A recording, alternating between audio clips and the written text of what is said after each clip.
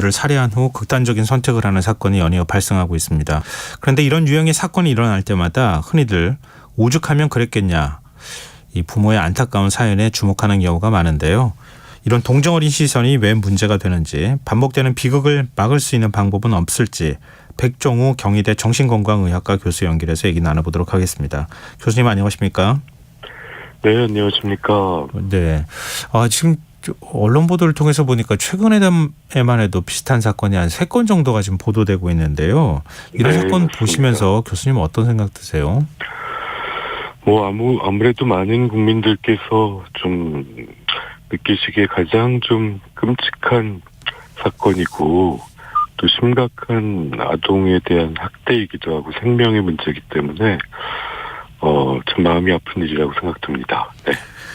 이 언론에서는 이제 요즘은 좀 아니지만 과거에 이런 유형의 사건을 동반 자살이다 이렇게 표현하기도 했었잖아요. 예. 근데 그러고 난 다음에 왜 자살할 수밖에 없었던 건지 가정사라든가 이런 것들을 보도를 하기도 했었는데 이런 네. 인식과 표현은 지금 잘못됐다 이렇게 일반적으로 보고 있는 거죠. 지금은 이런 자녀 살해 후 자살을 동반 자살로 쓰시는 언론은 이제는 없으신 것 같습니다. 흔히 동반 자살이라는 거는 자살을 결심하면 두렵거든요. 이때 이제 도움을 조력자를 찾거나 이런 경우를 이제 동반 자살이라고 하는데, 네. 아동은 동의한 바도 없고 동의할 능력도 없기 때문에 이제 피해를 입은 거죠. 그래서 동반 자살은 적절치 않다고 보고요. 네. 자녀 살해 후 자살이 맞는 표현이라고 생각합니다. 네. 지금 이런 사건이 얼마나 빈번하게 일어나는지 혹시 통계가 있습니까? 예, 우리나라도 이제 재작년부터 보건복지부에서 이 통계를 발표하고 있고요. 예. 이전에도 심리부검으로 이제 경찰청 사망 자료를 봤을 때 1년에 이제 한 20건 수준이다가 2010년 이럴 때는 최근에는 한 1년에 한 40건 정도 발생하고 있습니다. 그럼 좀 증가 추세라고 봐야 되는 겁니까?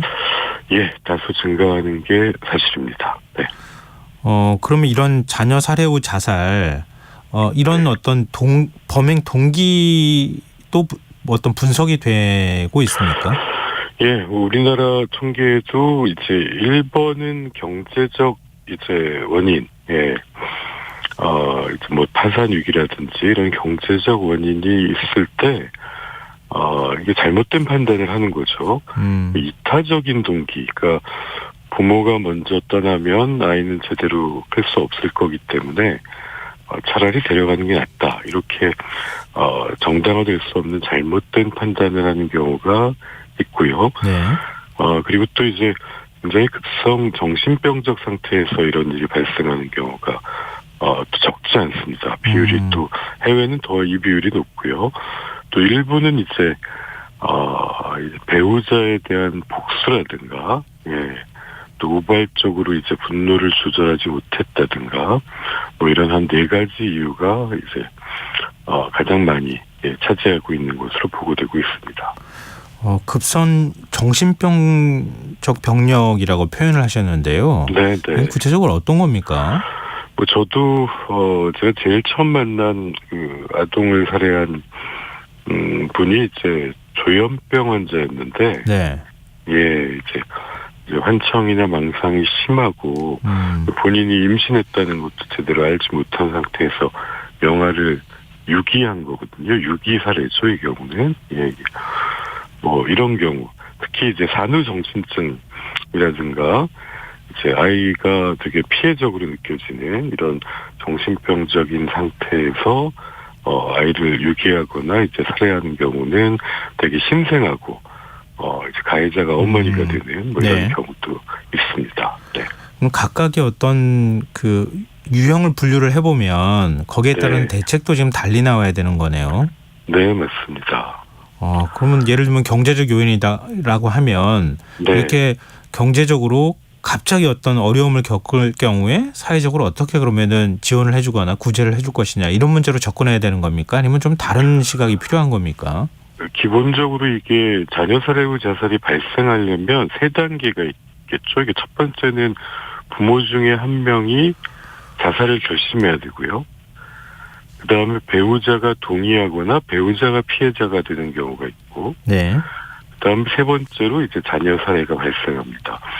그래서 이걸 막으려면 역시 세 단계가 있는 건데, 그러니까 이제 기본적으로 경제적 어려움이 있거나 이런 사람들을 어떻게 하면 좀 빨리 발견해서 구조할 수 있나. 사실 지난달에 인천에서 발생한 이런 자녀 살해율 자살 같은 경우도 한 1년 전에는 이제 평범한 가정이었는데, 네. 뭐 주식을 잃고 뭐 이런 경제적 어려움이 있는 와중에서 생겼는데, 이제 경제 전문가들은 아니 그러면은 그걸 파산 신청을 하고 또 두 부부가 직업도 있었는데 이렇게 했으면 얼마든지 회복할 수 있는 건데 이렇게 대답하시거든요. 네. 근데 왜 그렇게 안 되냐면 거기에 되게 이제 우울증이나 심한 중증 정신질환이 함께 있게 되면 현실 판단력이 떨어지는 상태가 되거든요. 예. 네. 그 문제를 해결할 방법을 찾지 못하고 절망하니까 도움을 요청하지 못한 상태에서 이게 모두 끝이다. 이런 생각에 빠져들게 되는 것도 큰 이유가 됩니다. 네. 좀 말씀 들어보다 보니까 우리 사실은 좀 동정 어린 시각이 적지는 않았거든요. 뭐 예를 들어서 맞습니다. 뭐 나라 경제가 별로 좋지 않은 시기에 갑자기 예. 파산하거나 이런 사람들이 늘어날 수밖에 없잖아요. 예. 그런 사람들이 이 마지막으로 선택을 이렇게 하는 것 아닌가 이런 생각이 있었는데 거기에 또 한 단계가 더 있는 거잖아요. 정신병적인 문제. 근데 이게 지금 급성 정신병력이라고 하는 게 그 다음에 또 주요한 원인 중에 하나인데 네. 사회적으로 지금 치료가 가능할 거냐. 그럼 어떻게 그러면 치료하거나 도움을 줘야 할 거냐. 이런 문제하고 두 개가 다 연결이 되는 거네요. 그런 시스템이 이제 중요한데 우리나라가 왜냐면은 이제 대가족 사회에서는 이런 일이 굉장히 적을 수밖에 없거든요. 예. 그냥 뭐 가족이 한 10명 산다, 3대가 산다 그러면 자녀 살해 후 자살이 일어나기가 매우 어렵겠죠. 누군가가 차리기도 쉽고요. 예. 어떻게 막을 수도 있을 거고 치료도 받게 한다든지 또 도움을 주기도 쉬운 위치에 있을 겁니다. 근데 이제 대가족 사회인 한국이 세계에서 제일 빠른 속도로 산업화, 핵가족화되고 나서 지금 핵가족 사회에서는 이게 굉장히 밖에 알려지지 않게 3, 4인 가족 안에서 일어나고 있기 때문에 네. 알기가 이제 매우 어려워진 거죠. 또 주변에 도움을 요청하지도 않고 이런 분들이. 예. 그래서 이거는 이제 대가족 사회에서 이제 우리 사회가 핵가족 사회로 변화하면서 하지만 자살의 문제에 대한 대응은 아직까지 개인과 가족에게 맡겨져 있는 게 많은 상황에서 예. 높게 발생하고 실제 저희가 뭐 이번에 독일 통계를 봐도 예. 이제 저희가 한 3배 정도 높거든요. 우리나라가요. 예. 영국과 비교해도 한 2.5배 정도 높고요. 그래서 이런 이제 어떤 경제적 위기에 빠진 사람, 또 자살 위기에 빠진 사람, 뭐 급성 정신병적 상태에 빠진 사람을 빨리 발견하고 치료와 지원을 하는 시스템이 아직 부족한 상태에서 네. 더 흔히 발생할 수 있다. 뭐 이렇게는 말씀드릴 수 있겠습니다. 네. 지금 뭐 독일 사례도 말씀을 해주셨지만 네. 해외의 경우에는 이런 사건이 우리보다 적기는 하지만 없지는 않은 거잖아요. 사회적으로 맞습니다. 어떤 지원을 해주는 겁니까? 발견하고 치료하는 과정이. 이게 이제 첫 번째로 사실 우리나라의 자녀 살해 후 자살을 누구도 제대로 안다고 말하기가 어려운데요. 예. 왜냐하면 정확한 데이터가 잘 없습니다. 근데 뭐 독일도 그렇고 미국도 그렇고 캐나다도 그렇고 일단 이런 사망 사고가 자녀 살해 사건이 발생하면 경찰은 물론이고 우리는 경찰만 조사하죠. 예. 검시관, 뭐 정신과 의사, 심리학자, 사회복지 정책하는 사람들이 다 모여서 사망 사례 검토위원회라는 걸 합니다.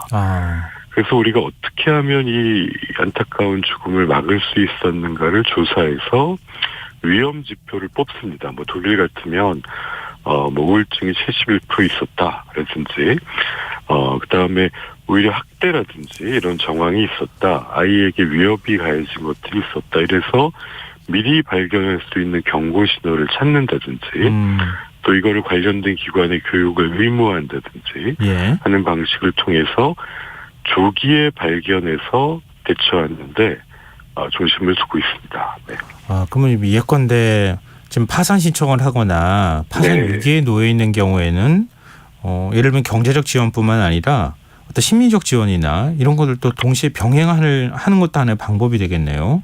그렇게 하고 있습니다. 지금 경제적 위기에 있는 사람들이 사실 그 어려움을 또 의지를 가지고 이겨내야 되는데 이제 우울증이나 심리적 문제가 방해를 하니까 이런 심리 지원, 또 정신과 진료 이런 것들을 병행하게 제도화하는 걸 통해서 이제 곳곳에서 이런 위기에 빠진 사람들을 빨리 발견할 수 있는 시스템이 중요하다고 봅니다. 근데 또 이런 사건을 바라볼 때 아이를 부모의 소유물로 보는 약간 전통적인 윤리관도 영향을 미치는 거 아니냐, 뭐 이런 얘기들도 나오거든요. 교수님께서는 어떻게 보세요?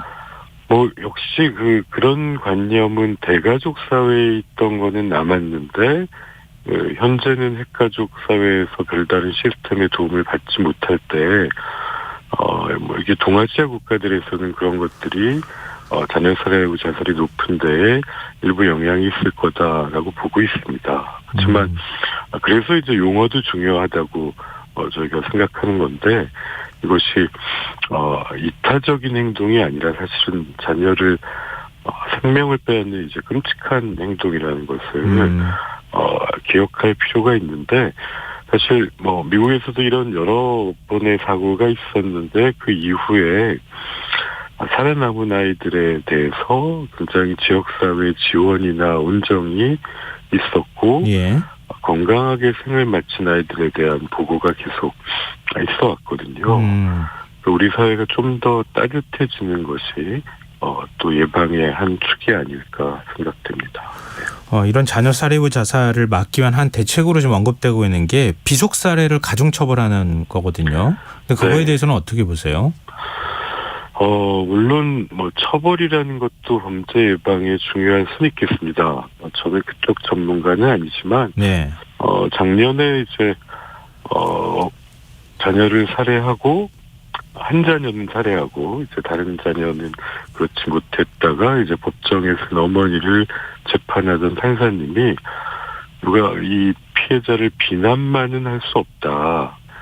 라고 하면서 이제 법정에서 이분들의 이후의 경제적 대책, 주거 대책, 이런 것들을 이제 함께 다뤘거든요. 그래서 사실, 앞에 말씀드린 대로, 분명히 용서받지 못할 범죄 행위를 저지르는 것은 또 맞지만, 이때에 굉장히 정신병적 상태에 있을 수도 있고, 굉장히 절망 상태이기 때문에, 이 부분은 빨리 발견해서 치료와 지원에 연계하는 쪽이 오히려 더 효과적으로 이러한 자살을 막을 수도 있다라는 생각도 듭니다.